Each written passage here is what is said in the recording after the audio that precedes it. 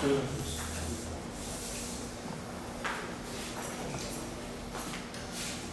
começar.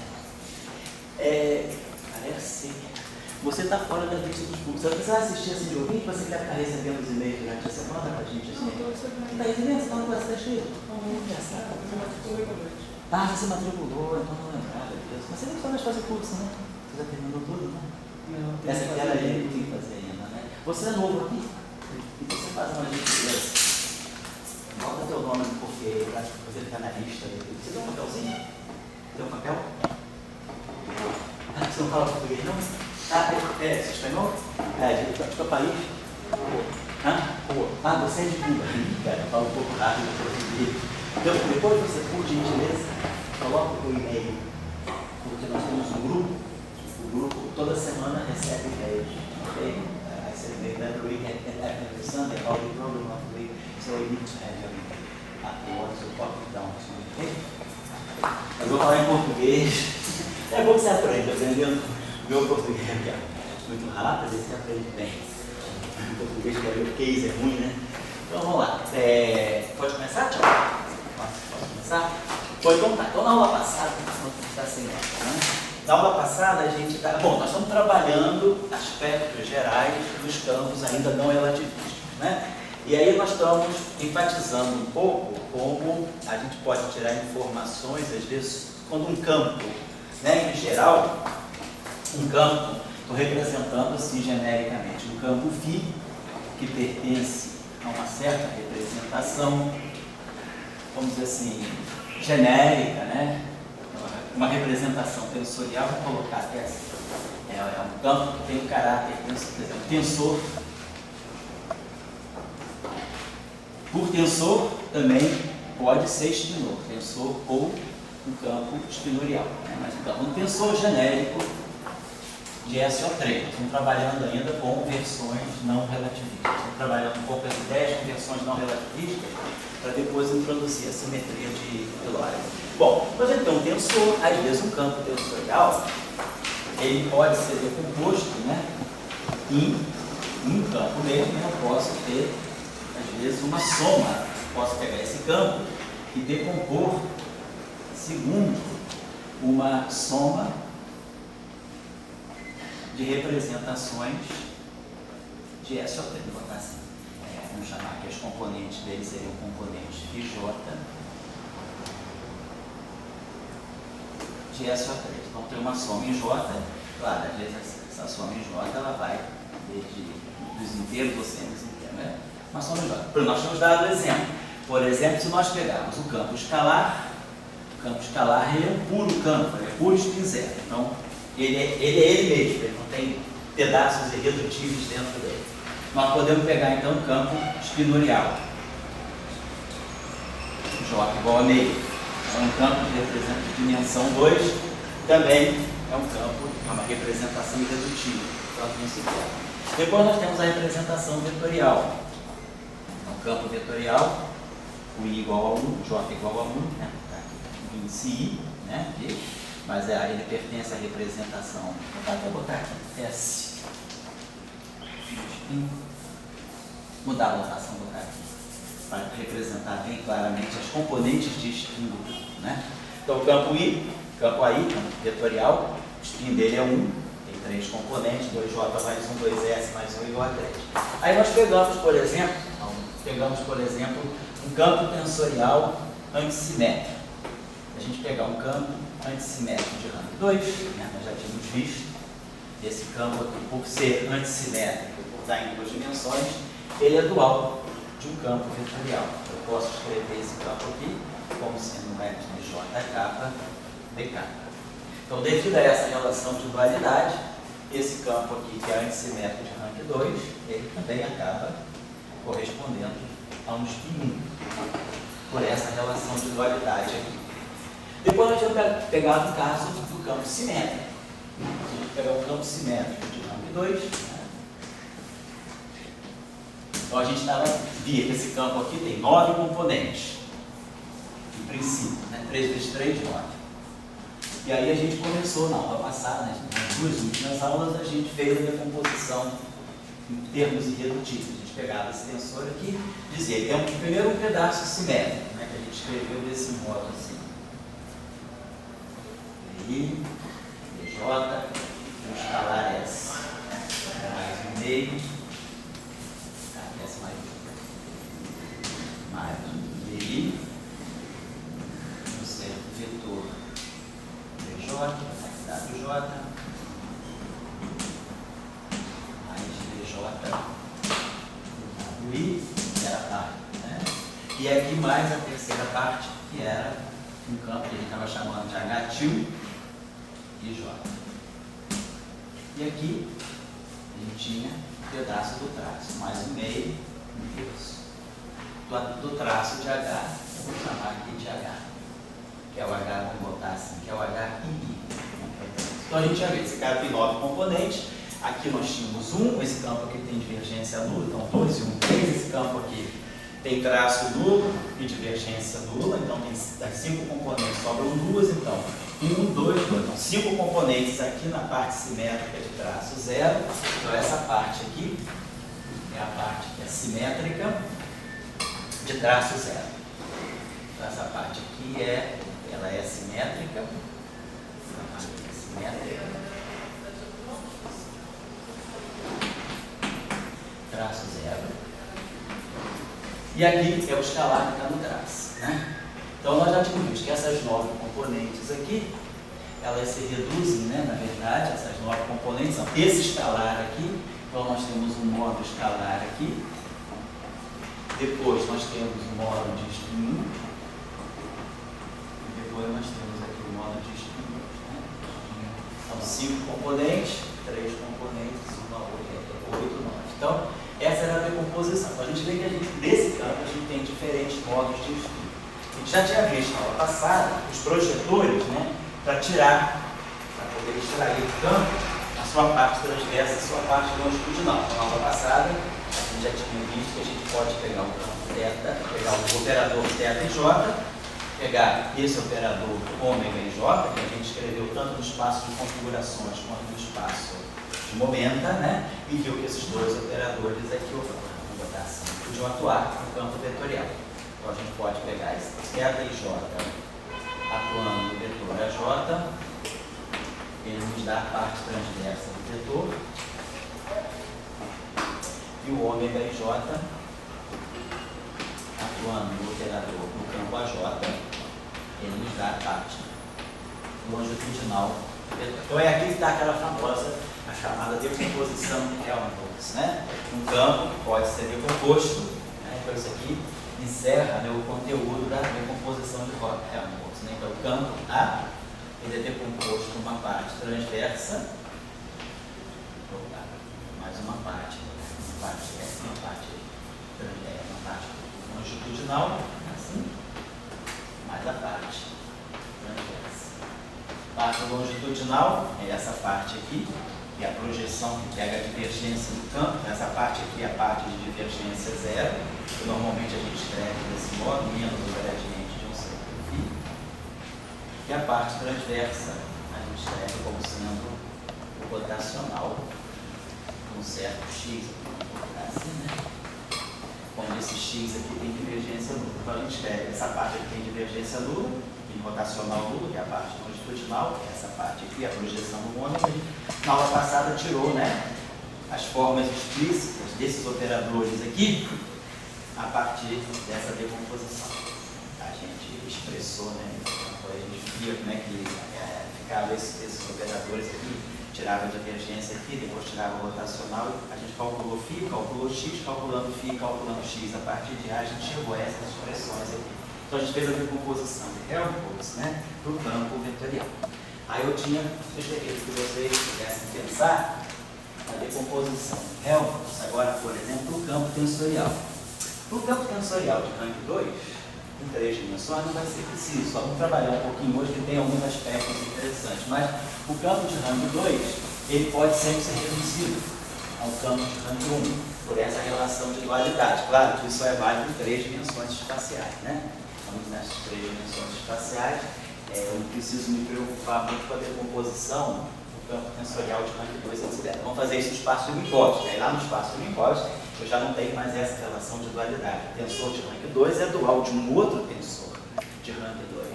E aí eu vou precisar fazer a decomposição. Mas a gente tem campo simétrico de rank 2, a gente não tem, né, não tem essa dualidade. Então a gente precisa. Então nós temos que trazer os análogos, né? Trazer o análogo desses operadores aqui para o setor de rank 2. Então é o que a gente chama dos operadores de spin. Então vamos introduzir aqui os operadores de spin. Quer dizer, esses operadores θ e ômega, né, no setor vetorial, nós chamamos de operadores de spin, operador transverso θ, operador longitudinal ômega. Então a gente agora vai estender, né, os operadores de spin estendidos ao caso do HI, que é o tensor simétrico rank 2.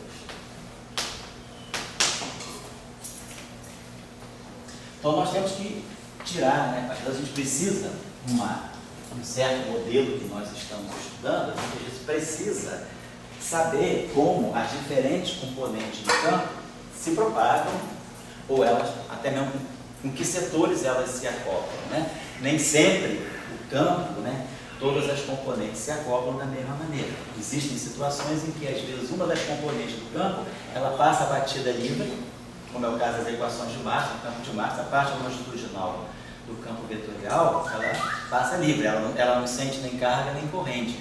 A carga e a corrente, ela afeta a parte transversa do potencial vetor. Vai ficar claro isso depois quando a gente for falar das equações de Marx. Então, às vezes, a gente precisa saber exatamente o que o campo carrega mesmo de essencial. O que se acopla, porque de repente uma componente ela é livre. Ela está no modelo, ela dá a contribuição preventiva, mas ela não se acopla. Então, é uma componente livre e ela pode não trazer problema, mas pode também trazer problema. Então, a gente tem que saber sempre saber separar do campo as diferentes componentes. Então, no caso do spin 2, nós temos os operadores de spin, e a ideia de fazer é simples, não é complicada. Porque a gente imagina o seguinte: se eu gerar um tensor de rank 2, eu posso gerar um tensor de rank 2 a partir do produto tensorial de dois vetores. Por exemplo, se eu pegar um vetor componente FI e fizer o produto tensorial por um vetor, um componente WJ, então tem três componentes aqui, tem três componentes aqui. Eu multiplico cada componente dessa por todos deles. Então isso aqui é um produto tensorial. Isso aqui vai dar 9 componentes. Claro que o produto escalar, né, é um exemplo, é um caso particular, e o produto vetorial também é um caso particular. Mas, quer dizer, esse objeto aqui é escrito, na verdade, desse modo. A gente normalmente grafa assim, VIWJ. E aí eu posso expandir esse tensor numa parte simétrica, vamos colocar assim.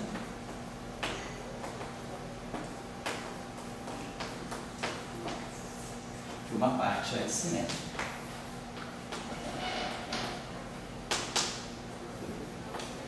Então, se eu quebrar esse tensor uma parte simétrica, uma parte antissimétrica, né, eu estou vendo que esse produto aqui, que é o produto tensorial, tem 9 componentes. Esse objeto que está aqui é exatamente o produto vetorial. Isso aqui é o meio do V, está assim, epsilon, I, J, kappa, V, vetorial W, componente K.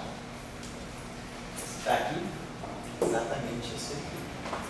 Então, essa parte antissimétrica do produto tensorial, ela contém exatamente o produto vetorial.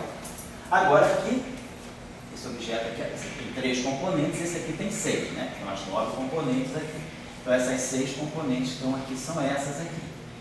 Aí, de novo, eu posso quebrar essas 6 componentes aqui, né, na parte simétrica, de traço nulo, mais, né, então eu posso mais uma parte do traço. Então eu posso pegar esse tensor aqui, né, quebrar ele, pegar esse tensor aqui, escrever o que é a parte do que é o traço desse objeto aqui. Quando eu fizer contrair veículo da prova, vai dar um fator 2 aqui, que vai cancelar esse 2. Então, o traço desse, vamos chamar Vamos chamar esse objeto aqui de S e J. Vou colocar assim. Isso aqui é a minha parte simétrica. São 6 componentes, uma matriz simétrica 3x3, tem 6 componentes. Então, eu quebrei essa matriz simétrica, nós sabemos, a gente pode sempre recompor essa matriz simétrica numa matriz simétrica de traço duro mais traço.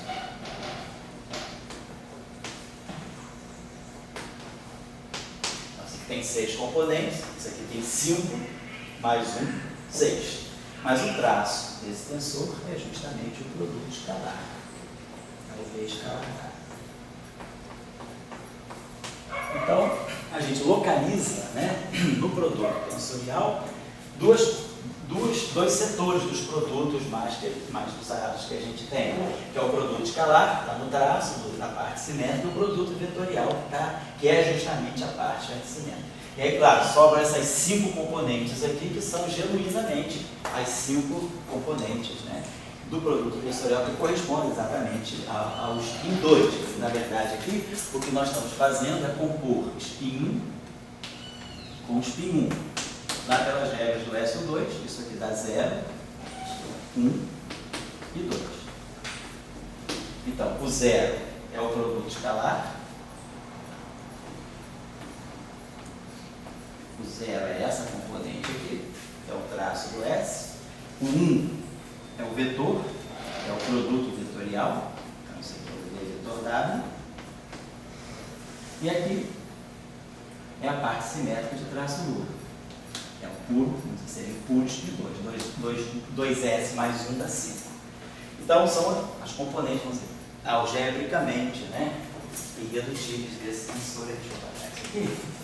E agora, vamos fazer o que a gente estava vendo, para pensar na decomposição de Helmholtz. Então, para a gente pensar na decomposição de Helmholtz, a gente pode pensar, eu posso decompor cada tensor.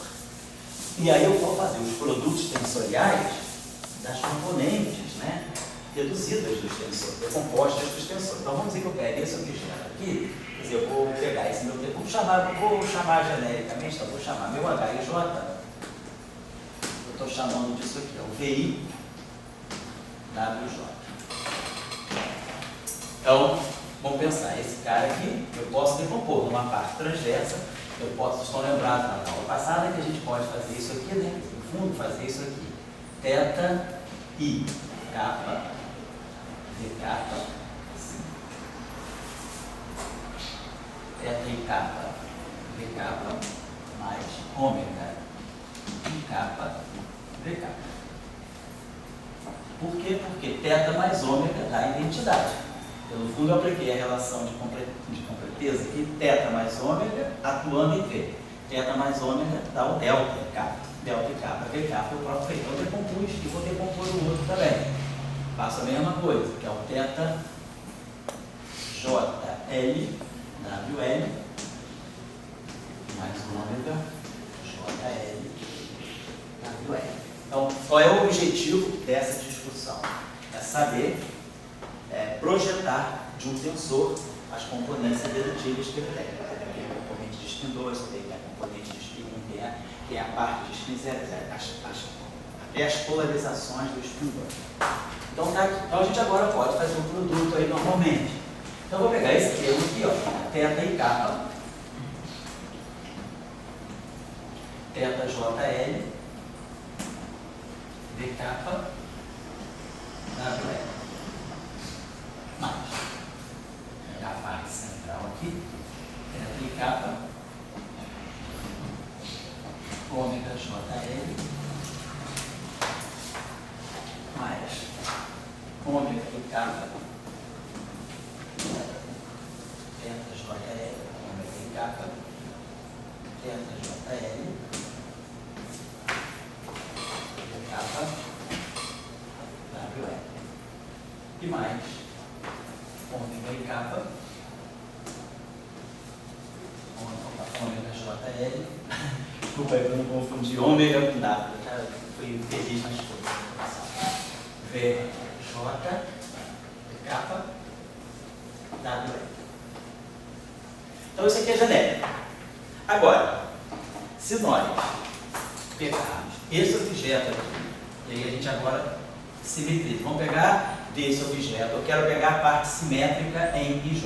Quando eu pego a parte... Então, só atenção à operação, que eu não vou fazer porque não estou dizendo que ela é trivial, mas todo mundo vai saber fazer. Então eu quero... Isso aqui é genérico, mas se agora eu quero pegar... Desculpa, isso aqui em princípio... Dá licença, vamos apagar isso aqui. Em princípio, isso aqui é um tensor. É um tensor TIJ. Ainda não disse que eu estou pegando a parte simétrica, que é o H, ou a parte antissimétrica. Estou pegando um tensor, produto tensorial liso.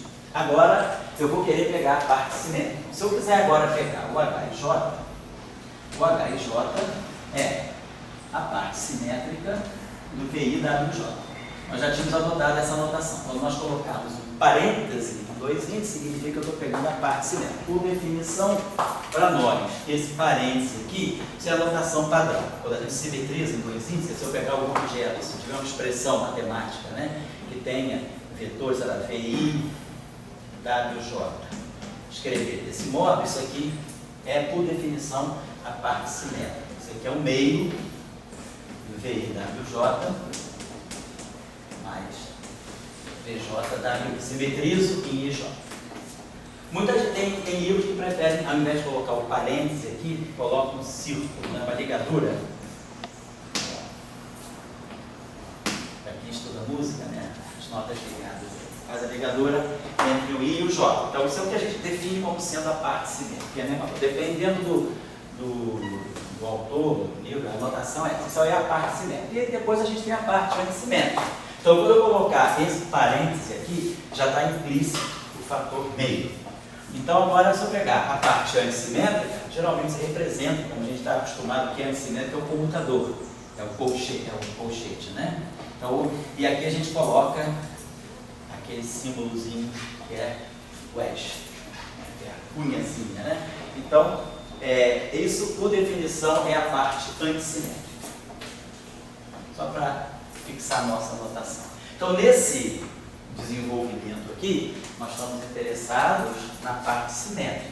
Então, eu vou simetrizar. Eu vou pegar VIWJ mais VJWI sobre 2. Então, eu vou simetrizar. Se eu simetrizo do lado esquerdo, obviamente, eu vou simetrizar do lado direito. Então, quando eu simetrizar essa expressão aqui, eu vou colocar assim para vocês. Vou pegar, então, eu vou fazer isso. Não vou simetrizar em KL, eu vou simetrizar em IJ. Então, eu vou pegar essa expressão agora, vou pegar θ e K, θJL.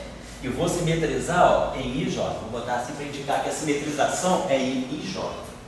Né? Se eu quiser, como esses objetos aqui são simétricos, quer dizer, eu posso, o θ e K é o θKI. E o θJL é o θJL, o θJL, o LJ. Eu posso fazer assim também. Só para indicar, eu botei os índices próximos para poder botar o parêntese, né? Se eu puser o parêntese aqui, fica ambíguo, eu não sei o que eu estou simetrizando. Então, como os índices estão longe aqui, eu estou colocando o símbolo de ligadura. Aqui.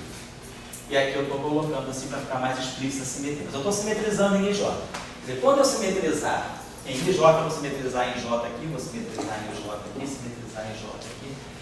Então, como quem simetriza? Quando eu pegar essa combinação, θ e K, θJL, e simetrizar em IJ, automaticamente ela fica simétrica em KL. Isso aqui, o que é isso aqui? Isso aqui é isso aqui, ó. Um meio do θKI,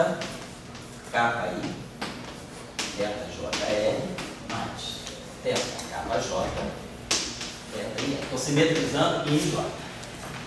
Mas agora, se eu olhar para essa expressão, se eu trocar K com L, ó, esse termo vem nesse, esse termo vem nesse. Então, quando eu simetrizo em IJ, automaticamente ele já fica simétrico em KL. Então, se esse objeto aqui, ao simetrizar em IJ, fica simétrico em KL, então quando eu vou pegar esse termo aqui e vou escrever assim. Então, já estou supondo a simetrização. Θ I, θKI. Professor, Pode falar. para fazer essa simetrização, você está usando o fato que o tensor originalmente era simétrico. Eu vou querer fazer o seguinte, vou querer pegar a parte simétrica desse produto aqui. Eu digo que a parte simétrica desse produto, quando eu simetrizar VIWJ, eu estou dizendo que eu estou pegando exatamente o meu H. O meu H é isso, é a parte simétrica, é isso que eu estou dizendo, certo? Então, isso aqui é geral, não é nem simétrico nem antissimétrico. Aí agora eu vou projetar, vou pegar essa parte simétrica e vou pegar a parte simétrica do TJ, que é o HIJ, e a parte antissimétrica do TIJ. Então, eu peguei a parte simétrica do TIJ. A parte simétrica do TIJ eu estou simetrizando em J. Então, é isso aqui, é o meio de VIWJ mais VJWI, que é o HIJ. Então, o meu HIJ é a parte simétrica do TIJ. Então, tá claro? Tá. Então, quando eu simetrizei em IJ, que eu quero, eu estou interessado no HIJ, deixa eu apagar isso aqui. Então, nós fizemos isso, simetrizamos em IJ o lado esquerdo, estamos simetrizando em IJ. Deixa eu botar isso aqui, por favor. Mais claro aqui, assim. Meu HIJ, por definição, é a parte simétrica de VIWJ, que é igual a isso aqui. Simétrica de J, vamos botar aqui a mesma coisa, vamos botar capa I, aí eu simetrizo em J, vamos botar aqui capa I, que é simétrica, simetrizo em J, e vamos botar aqui capa, e vamos pegar capa I, J, então tá.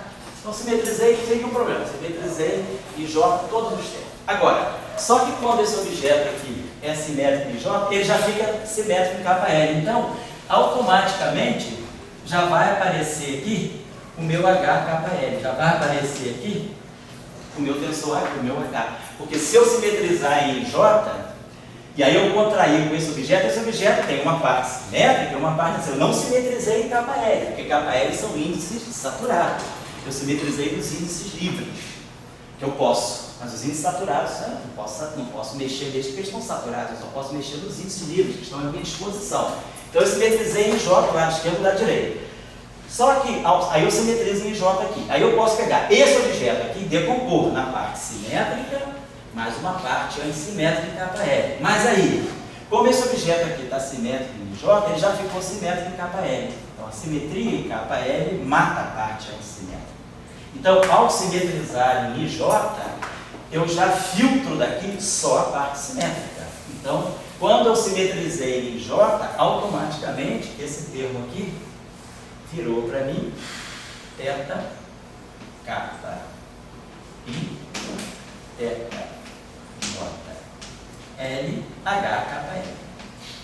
A parte antissimétrica automaticamente desacoplou porque zerou quando contraída com isso aqui. A mesma coisa aqui. Se eu simetrizar, como isso aqui está simetrizado em IJ, esse objeto tudo aqui é simétrico em IJ, então automaticamente ele fica simétrico em capa L. É só trocar isso aqui que vocês vão ver que vai dar a mesma coisa. Então, automaticamente também, aqui já me filtra o H capa L. Quer dizer, eu estou só querendo dizer a vocês que ao simetrizar em IJ, eu automaticamente acabo simetrizando em capa L. E aqui é a mesma coisa, se isso aqui é simétrico em J, claro que automaticamente ele já fica simétrico em capa L, então a parte antissimétrica aqui morre. Então só me sobra aqui a parte simétrica. Certo? Então, certo? Claro, né? Mas, fala. Mas continua existindo a parte antissimétrica? Ou seja, A parte antissimétrica só morreu ou ela morreu? Não, ou ela não existiu? Não, ela existe. Existe uma parte antissimétrica, só que dessa equação ela desacopla. A parte antissimétrica, ela some nessa equação. Essa equação ela só vê a parte simétrica. Mas não estou dizendo que a parte antissimétrica é zero, não. Existe o VKWL menos o VL WK. Isso existe. Só que nessa equação ele desacopla quando eu simetrizo em IJ. Se eu não tivesse simetrizado em IJ, aqui fica tudo. Aqui tem tudo. Aí agora eu estou fazendo aquele esquema. Estou fazendo por parte. Vamos simetrizar. Para pegar só, depois eu posso antissimetrizar. Estou pegando só a parte. Por que eu não vou pegar a parte antissimétrica? Porque eu já vi que a parte antissimétrica de um produto, a parte antissimétrica é um vetor. E vetor eu já sei decompor. Não preciso mais fazer decomposição de Helmholtz para vetor, porque eu já sei decompor. Eu quero aprender a decomposição de Helmholtz para tensor. Então eu estou pegando só a parte que é realmente tensorial, que é a parte simétrica. Então, nós produzimos esse objeto aqui, produzimos um objeto desse tipo e produzimos esse objeto. Então, em princípio, nós estamos produzindo um projetor, tá? Vamos pegar esse projetor aqui. Então, em princípio, esse coeficiente aqui, ó, vamos pegar esse termo aqui só para mostrar como é que fica arrumadinho.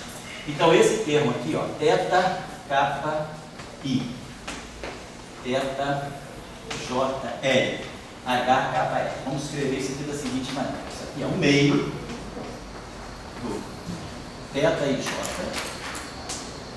θ, kappa I, ou θ e kappa, assim, θ, J, L. Estou simetrizando em J, mas θ, J, kappa, θ e L, atuando no H, kappa, L. Então, ó, isso aqui produziu para mim uma espécie de um projetor. Isso aqui seria uma espécie de um operador de spin, um operador que tem índices IJ, kappa L. Esse aqui é meu objeto, IJ, kappa L. O IJ desse lado aqui é o índice livre. Essa equação aqui, esse lado direito aqui, é um índice IJ. Essa equação aqui, no final de tudo, isso aqui é uma componente, vamos dizer assim. Vamos botar isso aqui. A equação ela é simétrica em IJ do lado esquerdo. Então, isso aqui é um operador que tem 4 índices IJ, kappa L. Ele está organizado dessa forma. Esse kappa L contrai com esse cara. É exatamente como eu estivesse pegando aquele tensor. Eu pego o tensor θ, NN e multiplico pelo vetor Vn. O que me dá isso aqui? Isso aqui me dá a parte transversa do vetor componente Vn. Estou fazendo a mesma coisa aqui, só que ao invés de trabalhar com um índice, eu estou trabalhando com 2. Agora a coisa do tensor é de rank 2. Então esse projetor é um projetor de 4 índices. Ele mantém os índices IJ fixados e ele satura sobre os índices kappa L. Então, em princípio, eu formei esse operador aqui. O que esse operador está fazendo? Onde é que ele está atuando? Ele está atuando no tensor simétrico. Então, ele é o candidato a estar puxando os spin 2. Da mesma forma que o θ, eu sei que você tem uma pergunta para fazer que eu pedi para você socializar, vamos deixar para o recreio, né? No final da aula a gente faz a cerejinha aí com a sobremesa aí com a tua pergunta. Se você vai responder. Senão não vai ser sobremesa, vai ser um fel, né? Deixa para a próxima aula. A gente discute aqui. Se vocês tiverem uma dúvida, tentem trazer para cá para a gente socializar, todo mundo saber o que o outro está perguntando, né? Fica melhor. Eu, no final, faço a pergunta do Gustavo. Então, é exatamente o que eu estou fazendo aqui, é projetar, né? Da mesma forma que lá no Helmholtz, eu peguei o projetor transverso e atuei no vetor, me dando desse vetor a parte transversa, quer dizer, a parte que tem divergência nula. Então, eu estou fazendo a mesma coisa agora com o tensor. Só que como o tensor tem 2 índices, você vê que a coisa é muito lógica. Eu estou pegando o θ associado ao índice, e o θ associado ao outro índice, ó. I, kappa, kappa, J, L, L. É como se eu tivesse um vetor em I, kappa e um vetor em J, L. Isso aqui veio por causa da simetrização, porque o tensor é simétrico. Então, em princípio, vamos colocar aqui, temos esse projetor aqui, nós ainda vamos discutir melhor, mas ele está caminhando para se tornar o projetor no setor de spin 2, porque ele está projetando, ele é justamente a parte simétrica, né? E no setor de spin 1, que isso aqui é 1. Spin 1 com spin 1, parte simétrica. Agora a gente pode formar esse objeto aqui também. Agora só uma observaçãozinha aqui. Vamos escrever essa equação. Deixa eu passar para cá. Isso aqui eu vou precisar. Vamos fazer aqui nesse cantinho para fazer um esforço. Olha o que eu estou fazendo aqui. Esse projetor aqui, chamar P e J, kappa, eu vou botar esse aqui, ó, esse projetor aqui, ó, o meio, só para a gente raciocinar juntos aqui, ó. E kappa, J, L. Estou fazendo só esse caso um pouquinho mais em detalhe, mas depois o resto eu deixo para vocês como tarefa, só para vocês perceberem como se tem que ir, como é melhor encaminhar isso aqui. Vamos dizer que eu pego isso aqui. Então isso aqui, vamos dizer assim, é uma componente, vamos dizer assim, que seria a componente que eu quero que seja a componente de spin 2. É como se fosse a componente de spin 2, componente de transversa. No caso do vetor era a componente transversa, aqui seria a componente de spin 2. Mas vamos observar o seguinte, o que a gente espera que a componente de spin 2 tenha? 5 graus de liberdade. Então a componente de spin 2, ela tem que ter, se ela tem 5 graus de liberdade, ela não pode simplesmente ser uma matriz simétrica 3x3. Porque uma matriz simétrica 3x3 tem 6 componentes, não tem 5. Está sobrando um traço aí. Então vamos ver o seguinte, o que eu quero? Eu quero que esse tensor aqui tenha traço 0. gostaria que, então, eu gostaria de estar projetando a parte do traço zero. Então, para isso aqui ter traço zero, se eu quero que esse cara aqui, puro spin gauge, tenha traço zero, então quando eu tirar o traço aqui, o que significa traço aqui? Pegar o H e I. Significa que se eu pegar H e I aqui, eu vou pegar H e I aqui desse lado também. Vamos ver o que é o H e I do lado esquerdo. É o meio do θ I kappa, θ I L, mais θ I kappa, θ I L. Saturei I com J para poder tirar o traço, claro.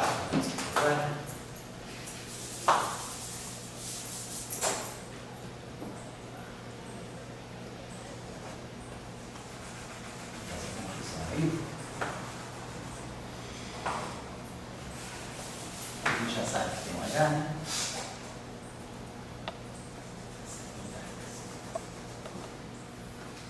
Então isso aqui está atuando no H, kappa L.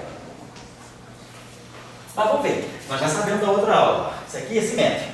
Então, θ e kappa vezes θ e L é a mesma coisa que θ kappa I vezes θ e L. Mas isso aqui é justamente o produto matricial de dois θs. E nós sabemos que θ2 é igual a θ. Isso aqui nada mais é do que θ2 elemento kappa L. Só que o θ2 é θ. Então isso aqui é o θ kappa L. Então, o primeiro termo, quando eu saturei I com J, que eu fui tirar o traço, eu dei o produto matricial de dois θs. Então, o lado esquerdo é θ kappa L mais θ kappa L. Então, dá 2 θ kappa L. Então, vai cancelar aquele 2. Então, isso aqui é a mesma coisa que θ kappa L atuando em H kappa L. Então, eu gostaria que isso aqui desse zero. Mas isso aqui não está dando zero. Então deve estar, talvez, porque eu estou só levando em conta o aspecto, né, que é o teorema de Helmholtz. O teorema de Helmholtz, ele não vê a teoria de grupo. Ele vê lá só a decomposição na parte transversa, na parte longitudinal. Aqui nós temos um tensor. Então nós temos um dado a mais, que é um dado algébrico. Não é um dado tão analítico como tirar divergência e rotação. É um dado de álgebra, que é traço C0. Então, talvez a gente tenha que corrigir esse projetor. Então, como aqui acaba o dia com um θ, a sugestão seria, tudo indica que esse projetor, para ficar com traço, para poder dar que o traço no final é zero, para ele projetar realmente no setor transverso e com traço zero, para garantir o puro spin 2, eu deveria talvez pensar na seguinte correção, IJ, kappa L, vou manter, isso aqui veio da decomposição de Helmholtz, dos vetores, né? Então isso aqui é θ e kappa, θ JL mais θ J kappa, θ I L. Tá lá, né? Tá vendo um pouquinho ali, né? Vou fazer uma corrente lá. Tá com a chave, João?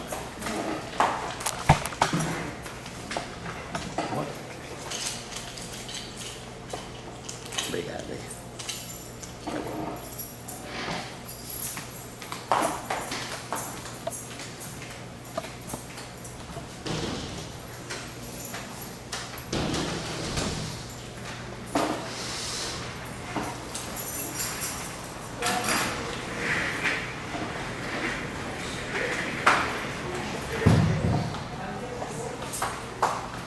Então a gente vê que deveria sair alguma coisa aqui muito parecida com isso. Então vamos dizer que a gente vamos ver o que é hoje. Vou botar aqui um objeto com certo coeficiente alfa que eu vou fixar, mas poderia estar me faltando aqui de simétrica, é um θ em J, θ kappa L. Vamos dizer que eu corrija esse projetor com isso aqui. Se eu corrigir esse projetor com isso aqui, na hora que eu contrair I com J, ou seja, tirar o traço, eu vou produzir aqui I com J. θ e I. Aqui vai aparecer um θ e I. Θ e I, o que é θ e I? É delta e I menos DI sobre o lambertiano. Delta e I é 3. Delta com 1 mais delta 2 mais delta 3, 3. DI é o laplaciano, perdão, isso aqui é o laplaciano. DI é o laplaciano, então isso aqui dá 3 menos 1, 2. Então, se eu colocar esse alfa aqui igual a menos, acho que isso aqui vai dar 3, vou colocar menos 1,5, né? Não, menos 10. Porque quando eu tirei o traço aqui, ó, quando eu contraí I com J, isso aqui deu θ kappa L. Então, na hora de tirar o traço aqui, ó, quando eu tirei o traço, né, com a operação de traço, fazer I igual a J, como eu fiz lá, isso aqui me deu θ kappa L. Eu produzi um 2 aqui que cancelou esse 2. E aí eu gostaria que esse θ kappa L cancelasse esse termo aqui. Então, se eu colocar aqui um fator, se eu colocar aqui menos, ó, aí isso aqui me deu, aí quando eu vou tirar o traço aqui, isso aqui me deu 3. Né? E 3. 3 menos 1, né? Θ e I. Quando eu tirei o θ e I, né? O traço do θ, quem é o traço, quem é o θ e I? É delta I menos DI. DI sobre o Laplaciano. Delta I é 3. Isso aqui é o Laplaciano. O Laplaciano sobre o Laplaciano 1. 3 menos 1, 2. Então esse cara aqui, quando eu tirar o traço, vai dar 2. Então se eu colocar aqui no fator meio também, ó, menos meio, vai ficar isso. Agora tirando o traço daqui, com o traço daqui, o 2 daqui cancela com esse 2, esse menos cancela com esse menos, ó, isso aqui vai dar 0. Esse projetor, na hora que esse projetor atuar em cima do HKL, com essa correção aqui, esse objeto vai ter traço. Então, o que a gente vai fazer aqui agora vai ser o seguinte, vamos corrigir. Então, eu fui guiado pela decomposição Helmholtz do vetor, eu praticamente cheguei a uma forma, mas aí eu tenho que usar um argumento a mais, que é o argumento da teoria de grupo, para me tirar o traço e me garantir que eu tenho 5 componentes, não sei. Então a gente está propondo a seguinte expressão: P2 IJ KL é o que projeta, né, suga do meu tensor simétrico a parte de furos de 2, quer dizer, a parte que tem traço 0, né, tem 5 componentes. Então isso aqui vai ser, vamos definir esse objeto assim, ó, um meio de θ e kappa, θ JL, mais θ I, θ J kappa, θ I L, assim, ó, θ I kappa, né, menos θ I J, θ kappa L. Então, esse objeto aqui, atuando. Então, agora, quando esse objeto aqui, como a gente falou, quando esse objeto aqui, P2,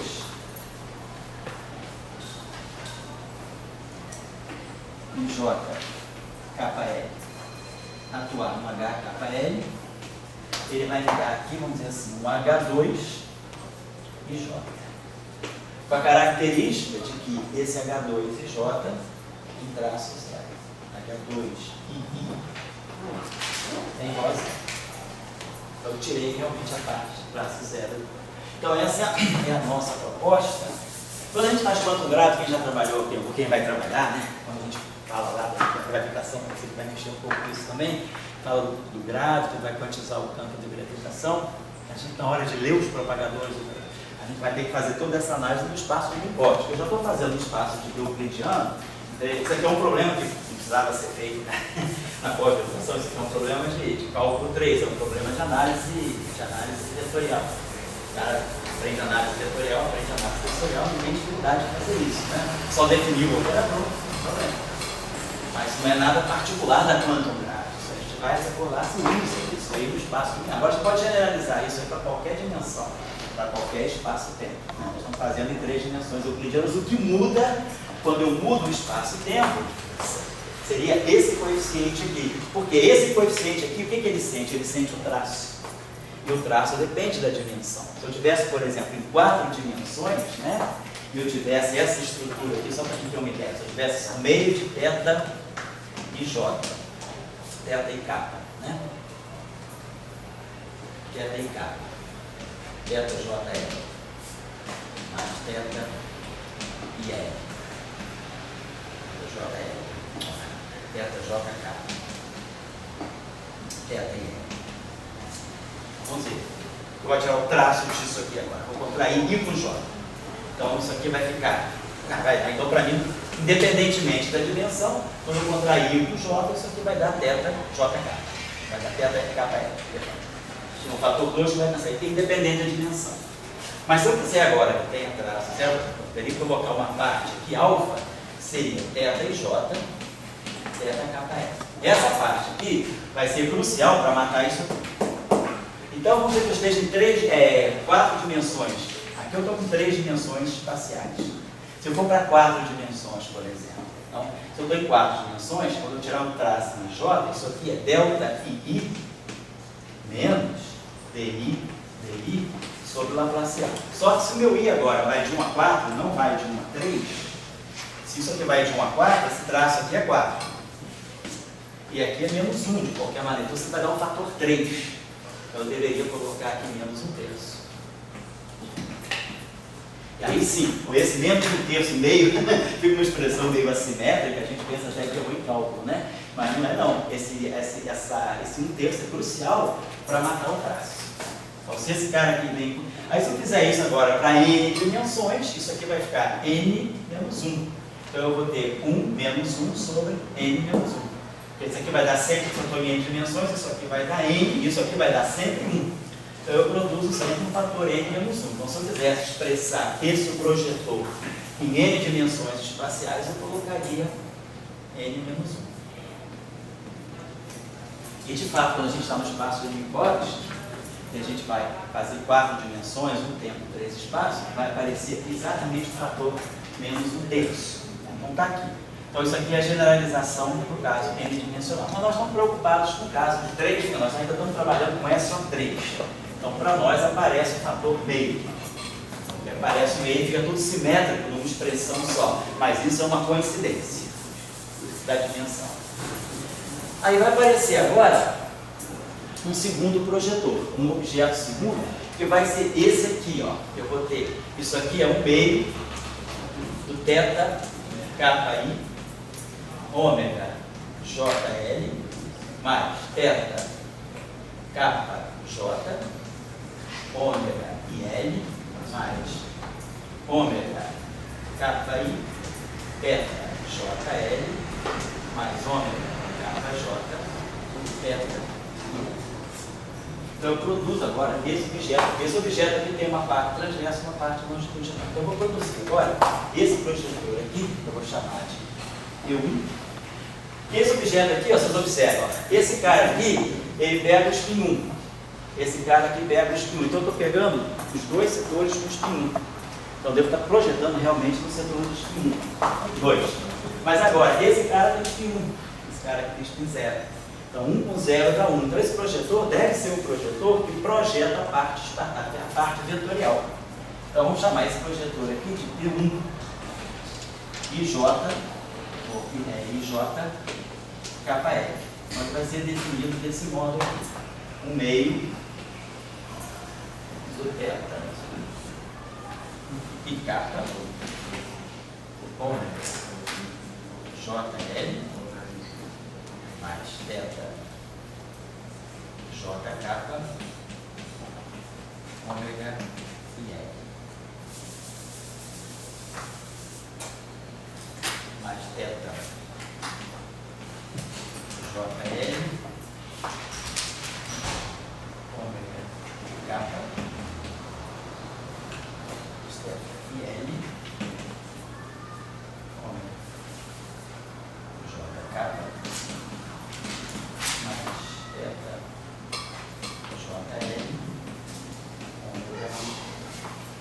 Então, formei esse objeto aqui agora.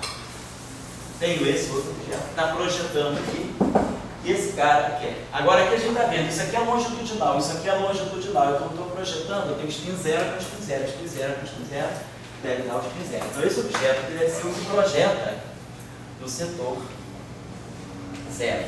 Vamos chamar 0 IJ, KL. Vamos chamar esse cara aqui de ômega, que aí está completamente simétrico. Como isso aqui é DI, DK, DJ, DL, qualquer troca que eu fizer não tem erro, tudo comuta, né? Então esse tensor aqui eu posso escrever desse modo, eu posso escrever ele como sendo ômega e K, ômega JL, que é igual, por exemplo, a ômega IJ, ômega KL, né? Por quê? Porque esse cara aqui é DI, DK sobre o Laplaciano. E esse cara aqui é DJ, DL sobre o Laplaciano. Então eu posso transitar esses caras todos, eu posso juntar DI com DJ, dá o ômega J, DK com DL, dá o ômega K. Então sobrou esse objeto. Tá certo. Tarefa. O que vocês vão fazer? Vocês não vão encontrar também no livro, porque isso aqui geralmente é feito só para espaços de micose. Porque aí vocês fazem o seguinte, tarefa realmente vão precisar para a gente compor isso aqui. É o seguinte, vamos fazer agora, esses operadores de projeção, eles têm uma certa álgebra, né? Observe que o que a gente espera que eu tenha um conjunto de operadores, que a soma deles, se eu quero decompor um vetor na parte transversa e na parte longitudinal, a gente pega o θ mais ômega que dá o delta. Ou seja, tem que ter uma relação de completeza. Então, se eu pegar o nosso P2, vamos dizer, se eu pego o meu P2 e J KL, se eu somo com o meu P1 e J KL, somo o meu P0 e J KL, vamos ver o que vai acontecer. Se eu pegar o meu P, esse carinha aqui, isso aqui é o meio do θ e kappa, JL, mais θ JK, θ e L, menos θ e J, θ KL. Esse aqui é esse pedaço aqui. Vamos somar com esse aqui. Tentando fazer a soma. Mais um meio. Olha, θ e kappa, ômega JL.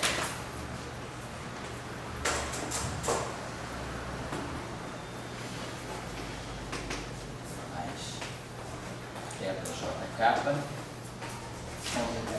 isso, θ e L. Desculpa, essas coisas assim são meio chatas.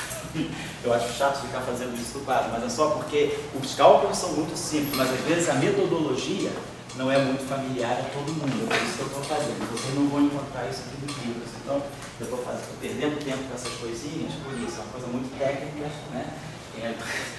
Uma pena vocês serem jovens, né? Perderem tempo com coisa técnica, né? Eu vou perder tempo com a criatividade, mas alguma hora a gente tem que também fazer coisa técnica. Então, eu vou só, nem vou fazer tudo para não encher vocês demais, eu vou dar agora o caminho para vocês seguirem, tá? Só para vocês depois fazerem o cálculozinho na prova. Esse aqui agora só ficar mexendo, pensou?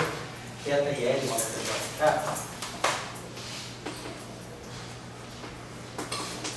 mais JL, ômega e K. Mas aí eu peguei esse carinha aqui, mais ômega e J, vai ser mais ômega e K, ômega JL. Eu estou somando isso aqui, ômega e K, ômega JL. Digamos que eu tenho isso aqui. Então vocês observem o seguinte, olha. Se eu pegar esse cara aqui, ó, esse carinha aqui, é θ e K. Então, tem uma coisa semelhante aqui, ó. θ e K. Ó. Se eu pegar esse θ e K aqui, ó, esse termo aqui, com esse termo aqui, eu posso somar. θ e K, eu fatorial, fica ômega JL mais θ JL, que dá o delta JL. Então, esse primeiro termo aqui, então se eu somar esses dois terminhos aqui, pá e pá, vai me dar o meio do θ e kappa delta e JL. Aí agora se eu pego esse carinha aqui, delta de JK, com esse aqui, ó, pego esses dois aqui, mesma coisa, fatorial delta JK, ele dá um delta em L.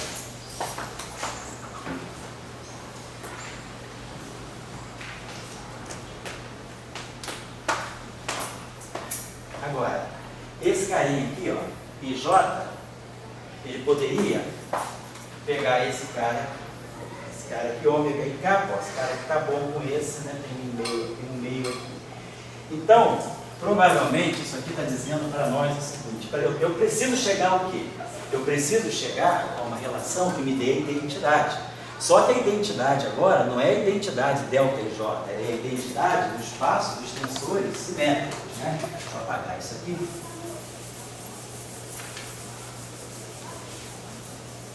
Quando eu tenho um vetor, né? Eu projeto um vetor, VI, no espaço dos vetores, a identidade é o delta de Kronecker, está lá. Mas no espaço dos tensores, se eu pegar um tensor simétrico de rank 2,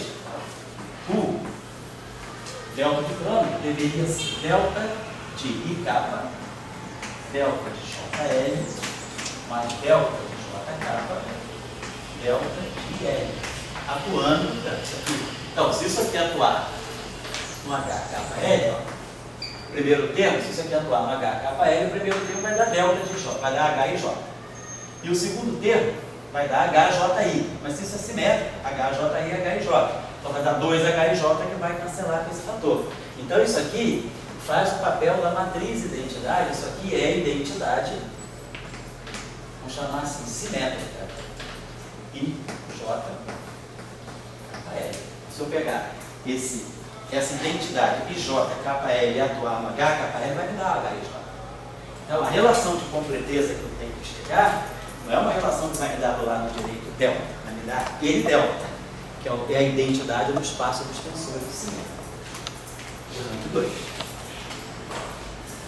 Então, eu vou deixar com vocês o resuminho. Eu fiz, pois a menina não está aí, posso falar, fiz os cálculos toscos. Eu fiz assim, tá? Mal feito. Eu vou deixar para vocês acertarem. Eu trouxe os resultados que eu fiz, mas eu estou colocando isso no curso pela primeira vez. Então, eu sempre trabalho isso diretamente no espaço uniforme. Dessa vez eu achei que seria interessante, como esse curso aqui é um herdeiro do curso lá do PIBIC, né? O pessoal do chamado curso dos Teenagers, eu estou tentando ser um pouquinho mais introdutivo, no sentido mais de mexer mais com essas coisas para depois formalizar. Então, eu nunca tinha colocado essa discussão no espaço tridimensional, nunca tinha feito a decomposição do bloco no espaço euclidiano, tridimensional, fazia geralmente espaço uniforme. Então, vou dar para vocês o seguinte resultado. Está faltando um projetor aqui, que vai ser o projetor que vai cancelar esse termo aqui. Então, eu estaria colocando aqui um projetor, nós temos o projetor P2, P1, P0. Eu vou colocar aqui um outro projetor, que eu vou chamar de P0, que também é um P0. Também vai projetar no setor de zero. E esse projetor aqui tem esse pedaço aqui, teta e capa, teta de J. Eu vou botar ele da seguinte maneira, né? Eu botei ele assim, vou só grafar ele de outra maneira. Vou botar. Aqui eu tenho menos um meio. Então, um meio disso, menos um meio disso. Vamos entender que a gente pegasse esse pedaço aqui. Deixa eu apagar aqui um instantinho só. Imagina se esse pedaço aqui não tem. Então, se eu pegar esse termo aqui, ó, o meio, esse objeto aqui, eu posso escrever da seguinte maneira. Eu posso escrever esse objeto aqui da seguinte modo. O meio, posso simetrizar ele, posso escrever isso aqui como sendo o meio de ômega e L, ômega JK, mais o meio de ômega JL, ômega e K. Olha só. Esse termo aqui eu posso decompor. Por quê? Porque esse termo aqui é tudo derivado. DI, DL, DJ, DK. DJ, DL, DI, DK. Então, esse termo aqui é exatamente igual a meio disso, mas meio disso. Eu simplesmente reagrupei as derivadas de modo diferente, tá certo? Então, isso aqui é DI, DK. O DI, DK está aqui. E o DJ, DL está aqui. E esse aqui é DJDL, que é esse DJDL, e DIDK, que é esse aqui. Então, esse termo aqui, quando eu simetrizo, né? Então, ele fica com esse termo aqui. E aí, esse termo aqui, ó, θ e L, boto o ômega JK em evidência. Ômega JK em evidência vai me dar θ e L mais ômega e L, que vai me dar o delta de L, que eu estou precisando aqui, que eu tenho delta de L aqui. Vou produzir delta de L e o θ. Vou produzir, desculpa, o ômega, né? Delta de L e o ômega de JK. Mas aí vai juntar com isso e vai dar identidade. Então, tudo que está faltando para mim aí é o seguinte. O que nós queremos é isso aqui. Nós temos que ter uma relação de complexidade, completeza, sei lá. Então, a gente vai ter que ter o seguinte. P2 mais P1 mais P0 mais P0, tudo isso, elemento IJ, KL, vai me dar aquela identidade simétrica IJ, KL. Aqui o P2. Vou definir lá. Então, o P2 é justamente o cara que tem que matar esse aqui. Porque se eu matar esse aqui, ó, esse cara aqui está desbalançando a história. Se eu matar, ó, esses dois termos já tiveram a ver com esses dois termos. E esses dois termos que estão aqui, se eu quebrar esse termo dessa maneira, eu consigo formar o que está faltando aqui. Eu produzo um delta de L, ômega de JK. Mas aí delta mais ômega dá o delta. Aí vai ficar delta, delta mais delta, delta.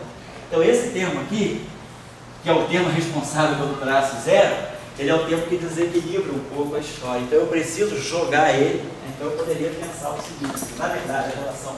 Eu posso definir dois, eu deixo esse cara aqui como está assim. Então esse cara para mim aqui é o que está ali, é ômega e kappa, ômega de JL.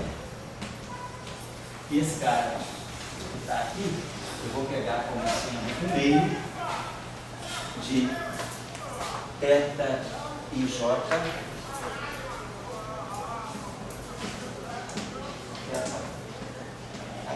Se eu jogar esse termo aqui, a mais, o meu petil é isso aqui. Se eu jogar aquele termo que eu criei, aquele petil que eu criei, mata isso. E me libera tudo para formar o delta que eu quero. Então o projetor que está faltando para completar o petil aí, como é que é o nome que eu esqueci, cara? Você que me perguntou como é que é o nome?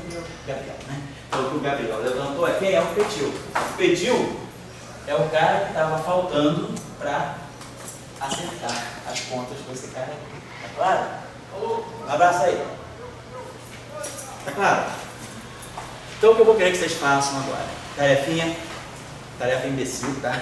Mas é porque a gente tem que fazer um dia na vida só para aprender a montar essas coisas. Imagina que vocês têm que fazer isso em 10 dimensões, para um tensor de supergravidade, para um tensor de rank 3. Ou então fazer isso em 10 dimensões com 5 formas. Então, aí você sabe como funciona, o resto é botar no computador. A gente fazer isso aqui em dimensões mais altas, tudo bem, para campo vetorial é bem, para campo tensorial vocês estão aprendendo, mas se eu pegar uma transforma, como aparece às vezes, né, campos, até mesmo se você tem, falando de supergravidade, falando de mecânica, superfluidez, né? Quando se estuda teoria de gauge, né, tratamento de teoria de gauge que é superfluido, aparecem esses campos de gauge de rank mais alto. E aí vocês têm que fazer essa análise. Então, para fazer essa análise, tem que criar esses projetores. E aí, vocês já sabem como funciona. Você botar no computador, o computador tira esses traços todos para vocês, multiplica. O que vocês vão ter que fazer é o seguinte, a seguinte tabela, pegar o quadrado do que... O que aconteceu com o θ e com o ômega? Θ mais ômega é a identidade. Está lá. Eu achei o análogo da relação que dá a relação de completeza. A soma desses projetores aqui me dá o tensor simétrico. Agora, o que nós precisamos? Que esses operadores, θ2 é θ, ômega 2 é ômega, θ ômega é 0, ômega θ é 0. Nós vimos isso para o setor de vetor, setor de spin 1. Agora eu tenho que pegar esses projetores ao quadrado. Será que esses operadores são realmente projetores? São idempotentes? O quadrado deles, será que é ele mesmo? Né? O quadrado de cada um deles? Então, teria que se fazer é pegar cada operador desse, vou chamar P2, P1, P0, P-til, né? Vai estar infeliz aqui. Vou fazer o seguinte, eu vou tirar o til aqui, vou botar o til no zero. Só para poder dizer, para a gente poder criar essa notação. Vamos dizer que eu pegasse qualquer projetor com esse índice, vamos chamar esse índice aqui de A maiúsculo, né? Porque esse índice aqui é um índice fictício, só para indicar 2, 1, 0 e 0 til. Então, pegar esse projetor, e aí sim, cada projetor desse tem esses índices, J, K, E. Então, por exemplo, primeira coisa que vamos ver se a gente tira uma relação geral desse tipo. PA, IJ, MN, vezes PB, MN, JK. Estou fazendo o produto matricial. Índice de linha, índice de coluna, índice de linha, índice de coluna. Fazendo um produto tensorial. Só que agora, em vez de ser um índice só, é um par de índices que representa a matéria, como se fosse uma matriz, onde cada elemento é um par. Então, isso aqui, o que eu espero? Nós esperamos que cada projetor desse, ao quadrado, seja ele mesmo. Então, eu espero que, se eles forem diferentes, isso aqui deveria dar zero. Se eles forem iguais, reproduz eles mesmos, né? Então, a gente poderia esperar que isso aqui dê zero quando eles são diferentes e dê o próprio quando eles forem iguais. Isso aqui seria a relação típica de idempotência e ao mesmo tempo de ortogonalidade. Então vocês vão fazer esse cálculo, vão fazer P2 com P2, P1 com P1, P0 com P0, P0 de 1, P0 de 1. Depois, P2 com P1, P2 com P0, P2 com P0 de 1. Todas as possibilidades. Não vão ser muitas aqui, né? Porque esse produto é comutativo, né? Então a gente vai ter esses caras aqui, 2, 1, 0, 0, tipo. Então vai poder 2 com 2, 1 com 1, 0, 0, 0, 2 com esse com esse, esse com esse, depois esse, assim vai, né? Então, agora, observação. Eu não estou dizendo que isso aqui é verdade. Estou dizendo que nós esperamos obter isso. Só que a experiência mostra o seguinte: quando nós pegamos, nós estamos tentando criar uma álgebra fechada desses operadores. Ou seja, eu quero que o produto de qualquer operador desse conjunto por qualquer operador desse conjunto esteja no conjunto. Só que, às vezes acontece que quando você multiplica um operador que está aqui por outro operador que também está aqui, você pode obter um operador novo, que não está aqui. Ele não vai estar na relação de completeza, porque a relação de completeza já está fechada. Mas pode ser que você gere um projetor novo, pode ser que você gere um objeto estranho. E aí você tem que incluir ele. Você inclui ele e refaz os produtos para ver se não gera nada de novo. Uma hora vocês não vão gerar mais nada de novo. Uma hora a tabela se fecha. O que pode acontecer na primeira rodada é que, ao fazer todos os produtos, vocês ganham elementos, pode ser como no caso do teta e do ômega. Você não ganha nada de novo. Teta com teta dá teta, ômega com ômega dá ômega e teta com ômega dá zero. Você ficou ali mesmo, você não reproduziu. Ao quadrar, né, ao fazer o produto desses objetos, você não gerou nada de novo. Mas nem sempre é assim. A gente pode gerar coisas novas.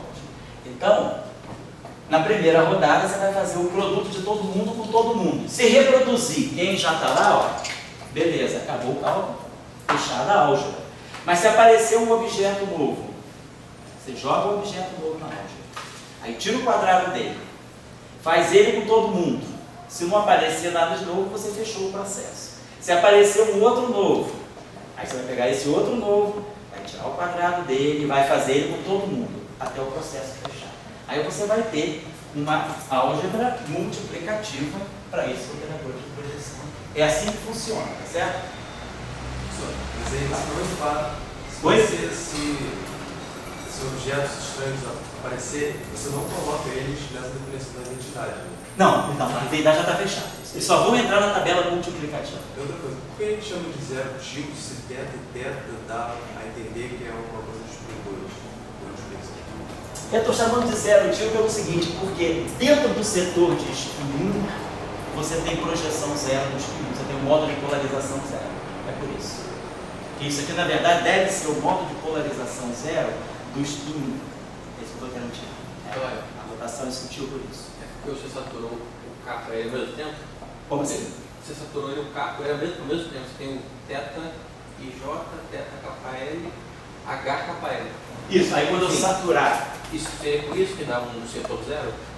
Deixa eu ver se eu quero. Você saturou ao mesmo tempo? Deixa eu ver que você botou assim: θ, IJ, θ, KL, H, KL. Você está dizendo, né? Então, quando eu saturei tudo isso aqui, esse cara aqui, ele, em princípio, ele é um operador transverso. Ele pode, só que aqui, o que a gente observa aqui? Esse cara que está aqui é delta de KL. Então ele é H, ele vai me dar o traço, o delta que está aqui vai me dar esse traço, vai me dar o H, K, vamos dizer assim. E depois eu vou ter menos dK, TL, sobre o lambertiano, H, KL. Então você vê, isso aqui é um escalar. E isso aqui, ó, é uma dupla divergência, que também é um escalar. Então, essa tua maneira de ver também é uma maneira boa. Então, significa que esse objeto que está atuando, na verdade, é um objeto que é puramente escalar. Quer dizer, isso aqui já tornou esse cara escalar. Tá bom? Então, mas como o Felipe falou, se aparecerem coisas novas, a identidade já está fechada. Porque às vezes podem aparecer objetos novos que estão fora da relação de completeza, mas que são importantes para fechar a álgebra. Quando a gente fizer, por exemplo, Chern-Simons em 3 dimensões, a gente mostrar a teoria de campo de Chern-Simons em 3 dimensões, que descreve um eletromagnetismo bem interessante para os supercondutores, né, altas T6, nesses supercondutores planares, A teoria de Chern-Simons, por exemplo, ela vai nessa direção. Aparece um projetor que não vai estar na relação de completeza, mas que é fundamental para a álgebra. Isso a gente vai ver quando a gente estudar mais à frente, né? Eletrodinâmica em 3 dimensões. Bom, então o exercício é esse. E aí, isso aí, eu vou pedir essa gentileza a vocês, né? Para vocês tentarem fechar essa aula, ver se fecha isso mesmo, porque isso aí dá para nós. Então, como eu vou, então, decompor um tensor de rank 2, tá? Depois eu vou fazer isso em 4 dimensões também, em volta. Quando a gente quiser estudar as teorias relativísticas, a gente vai fazer isso para estudar o campo do grávido. Essa análise vai ser fundamental para a gente saber quem faz teoria escalar tensorial, quem faz teoria puramente escalar, essas teorias que tem também, que são TEVs, né, que são aquelas teorias escalares vetoriais para a gravitação, que é uma alternativa à energia escura.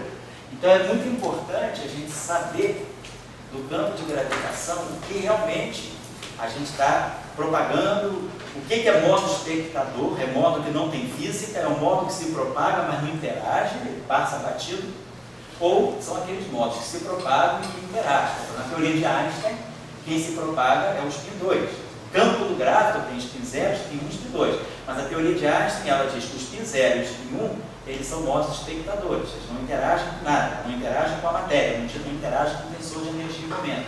Quem interage com o tensor de energia e momento é o gráfico de spin 2. Agora, tem teorias que são teorias alternativas, teoria escalar tensorial, o spin 0 passa.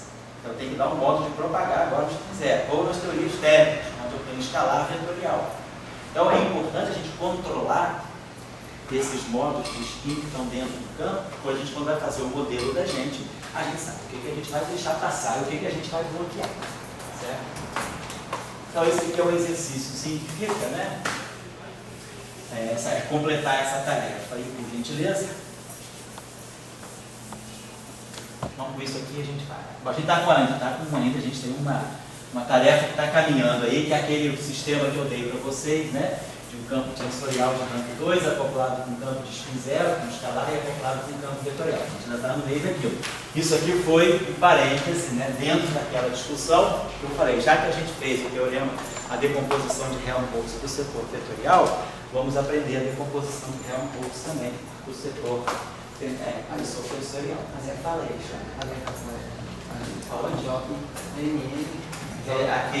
aqui é MNJK. Ah, não, é errado. KE, tem razão. IJMN, KE. IJKE. Tá certo, legal, deixa eu chamar. Tá certo, beleza. Então, muito mais, se possa elaborar mais alguma coisa sobre isso.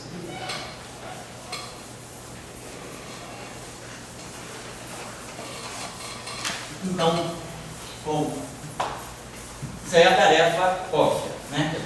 Terminar isso aí e agora vamos fazer uma tarefa um pouquinho mais, assim, que requer de vocês um pouquinho mais de manobra. Então, suponhamos agora, essa tarefa aqui é uma tarefa é simples também, mas vamos dizer assim, uma tarefa menos óbvia.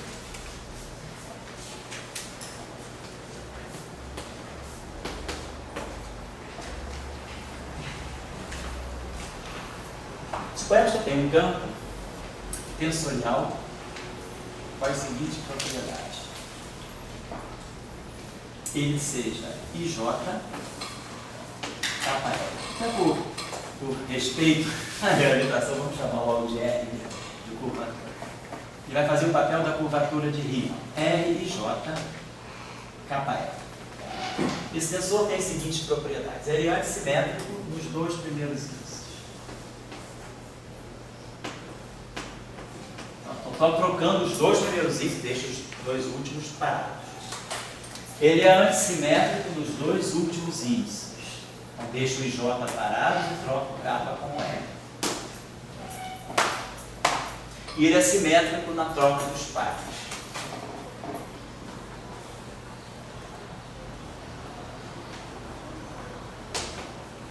Certo? Então, esse tensor que em princípio teria 3 vezes 3, 9 vezes 3, 27 vezes 3, 81 componentes. Em princípio tem 81 componentes, mas com essas simetrias todas, reduz bastante. Né? Quer dizer, aqui eu tenho uma antissimetria em 3 índices. Esse índice vai de 1 a 3, esse índice vai de 1 a 3 e isso aqui é assimétrico. Então, isso aqui só pode ter 3 configurações independentes. Não tem 1, não tem 0, não tem 1, não tem 2, 2, não tem 3, 3, por causa da assimetria. Tem 1, 2, 2, 3 e 3, 1. O resto é sinal aumenta. Então, tem 3 índices aqui e 3 índices aqui. Então, no final do dia, tem que ter esses 3 9. O extensor tem 9 componentes, né, por causa da antissimetria aqui e da antissimetria aqui. Só que ele tem uma simetria desse par de índices aqui. Esse par de índices aqui, né, ele tem 3 configurações e esse aqui tem 3. Mas agora ele é simétrico nessa troca. Se ele é simétrico nessa troca, então no final do dia isso aqui é equivalente quase que a uma matriz simétrica. Então esse tensor deve ter 6 componentes independentes de 81. Então vou fazer o seguinte, vai ficar tão ótimo, vamos tirar isso. Esse tensor aqui, então, esse tensor aqui tem 3 componentes, então tem 9 componentes.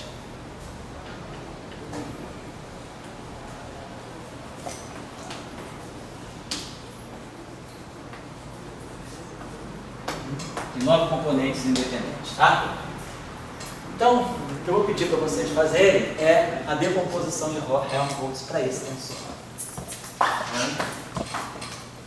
Decompor em termos de projetores distintos. Vamos chamar de projetor, vamos chamar de operadores distintos.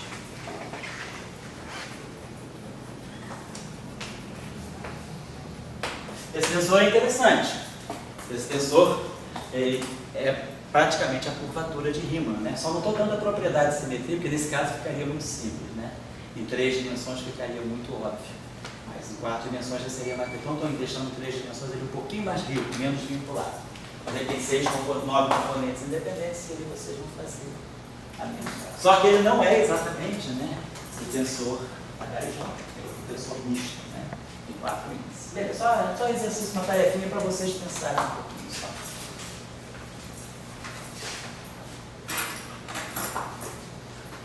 Então, acho que isso aqui a gente fecha mais ou menos essa discussão aí dos tensores. Essa tarefa de tabela que vocês vão montar é muito importante.